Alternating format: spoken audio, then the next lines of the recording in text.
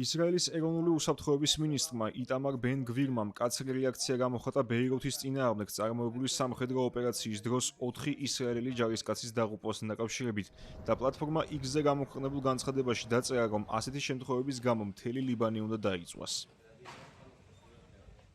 ყოველი ისრაელელი დედისცემლისთვის 1000-მა ლიბანელმა დედამ უნდა იტიროს. მთელი ლიბანი უნდა დაიწვას.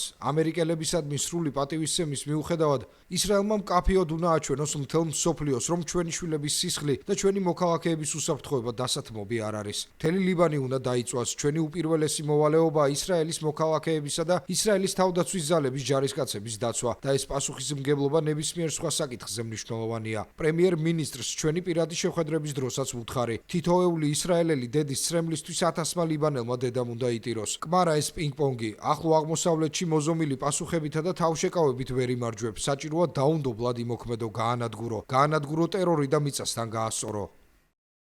მანამდე ისრაელის შეერებულ ძალებში განაცხადეს, რომ მათი ჯარისკაცები ბრძოლის დროს დაიღუპნენ, როდესაც ქფარ ტებნიტის სიახლოვეს მათ ტანკს მოწინააღმდეგემ დაარტყა.